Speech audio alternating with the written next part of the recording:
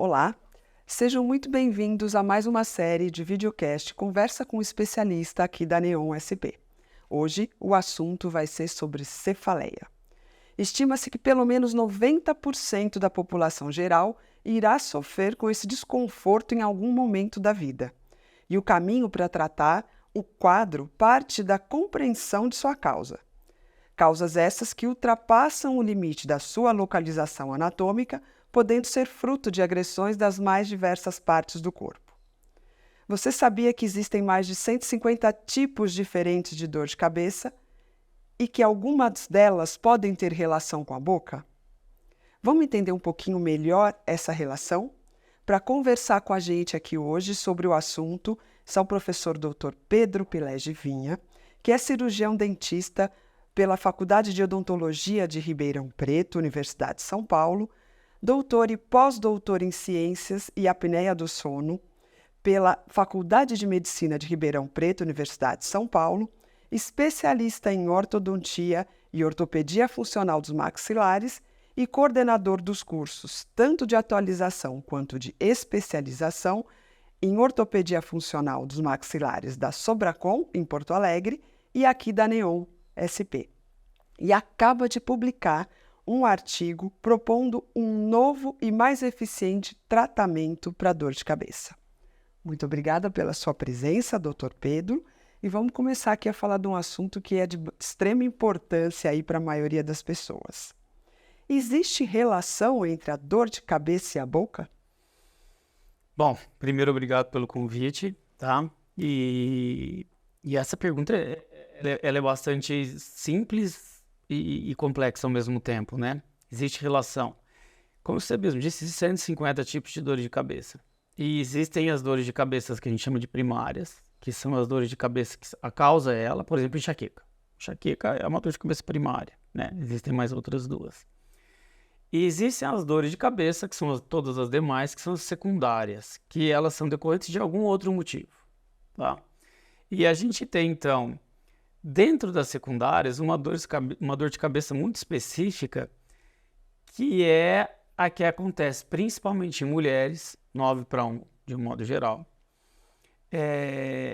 e que acomete, a pessoa acorda com dor de cabeça, ou ela tem mais no final do dia, piora com estresse, com fome, com privação de sono, que é uma dor de cabeça muito característica e uma das mais comuns que a gente tem hoje. Essa dor de cabeça, sim, tem relação com a boca. Não com a boca em especial, os dentes, mas sim com o fato de a gente ranger ou apertar os dentes.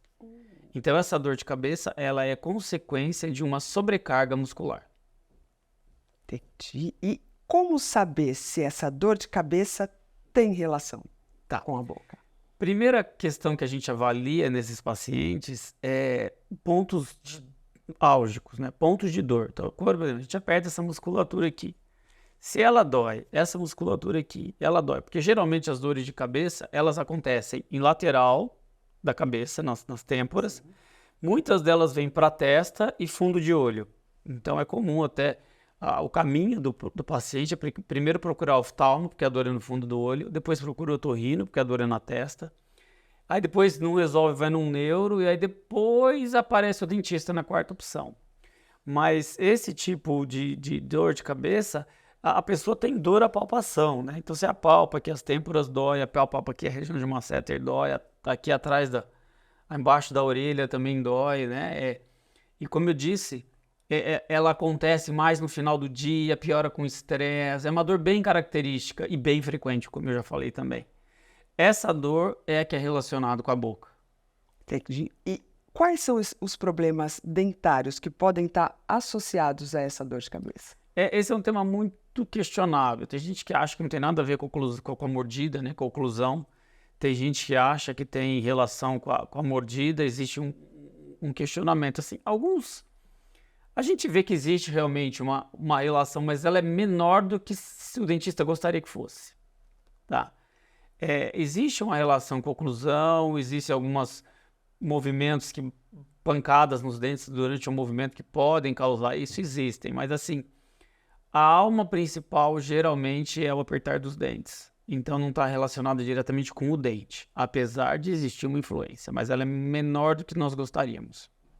E quando você fala em apertar os dentes, a gente pode dizer que estamos falando do bruxismo.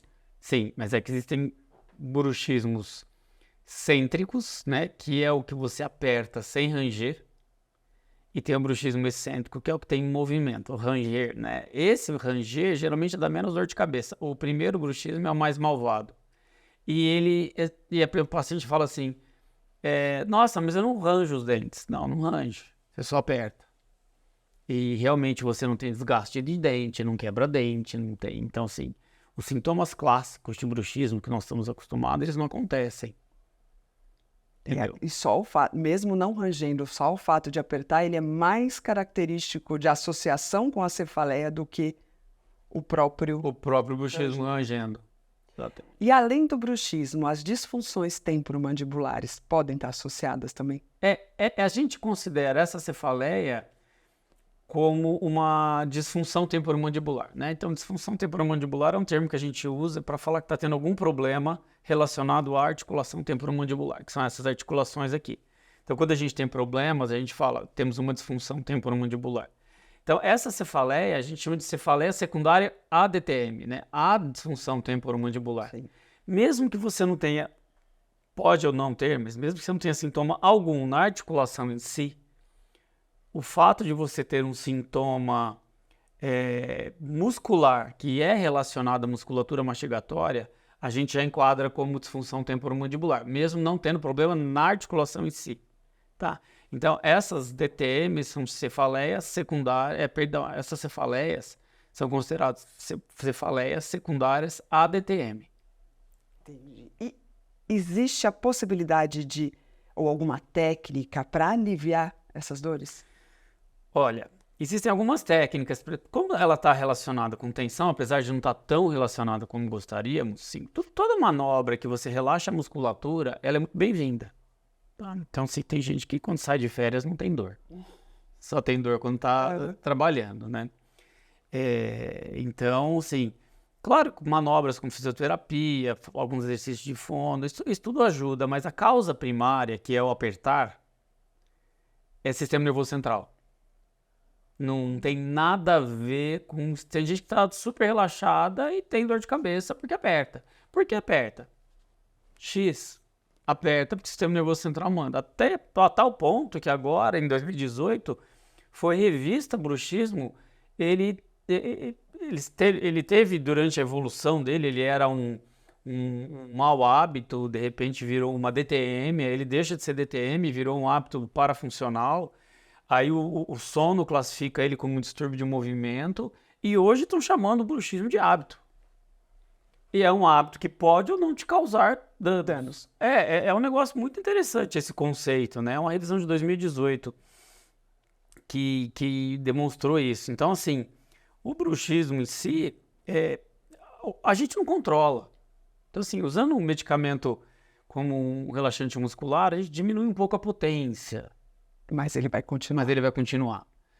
A gente usa, não, a gente pode usar, lançar mão de anticonvulsivantes também, que diminuem um pouco a potência, mas também não são resolutivos para dor.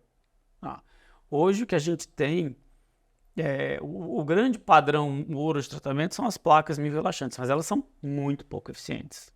Muito pouco eficientes. Eu acabei de publicar uma pesquisa agora, onde eu comparo as placas miorrelaxantes com um aparelho que chama Planas, que é um aparelho da ortopedia funcional. Importante frisar que eu estou falando do aparelho para não confundir com as placas. Mas o Planas, que é o aparelho, não vai movimentar a dente, não vai alterar nada. Ele tem a mesma função da placa, só que ele é eficiente.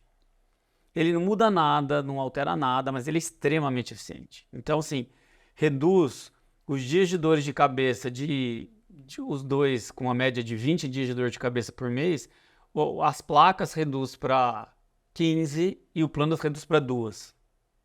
É essa a diferença. É muito mais eficiente. Nós estamos evoluindo as pesquisas agora, deve sair material novo já no próximo ano, que eu ainda não posso falar. Mas, assim, não são comparáveis as placas e os Planas. Os Planas são aparelhos infinitamente superiores. Infinitamente. Só que eles são mais difíceis de dominar que as placas. Para o profissional dentista, requer mais conhecimento para trabalhar com planas do que com as placas. Então, a gente pode dizer que esse tratamento todo ali envolve aí essa ortopedia funcional dos maxilares. O Planas é um aparelho de ortopedia funcional. Então, assim, como eu vim da ortopedia funcional dos maxilares e a gente usa o Planas com frequência em crianças, a gente começou a observar que essas crianças que eventualmente tinham dor de cabeça paravam de ter. E a gente transferiu isso para os adultos. E a resposta foi sensacional. Sensacional, sim. Eu acho que eu tenho pelo menos 25 anos que eu não trabalho mais com placa. Que interessante. Essa é uma ótima notícia, porque é um tratamento mais, entre aspas, simples, né, para dor de cabeça, do que precisar tomar um medicamento, do que precisar, e você conseguir resolver com a simples colocação Sem de qualquer efeito colateral. Zero efeito colateral. Mais importante. É um tratamento muito bom, muito eficiente e zero efeito colateral. Tem o desconforto de usar o aparelho, a placa, né? O aparelho. O aparelho. Tem o desconforto de usar o aparelho, mas assim, eu acho que o desconforto maior é a dor de cabeça. Com certeza. Não tenha dúvidas. E a gente tem essas informações, ou para saber um pouco mais, em algum curso aqui, Dani? Bom, o curso de controle de dor de cabeça, ele está embutido dentro do curso de ortopedia funcional dos maxilares. O pessoal pede para eu dar um curso específico de dor de cabeça para a DTM, mas assim, existe projeto, mas eu não consigo prometer. Mas dentro do curso de ortopedia funcional, seja na atualização ou na especialização, na atualização tem 2 dias dedicado a isso, e na especialização a gente tem 5 dias dedicados só a isso. Muito importante. Então, gostaria muito de agradecer pela presença aqui hoje, para estar conversando conosco sobre um assunto muito importante, né? Que, como a gente falou, afeta aí a grande maioria das pessoas. Queria te agradecer muito pela presença. Imagina, obrigado pelo convite e espero ter ajudado. Muito. Muito obrigada pela presença e até a próxima.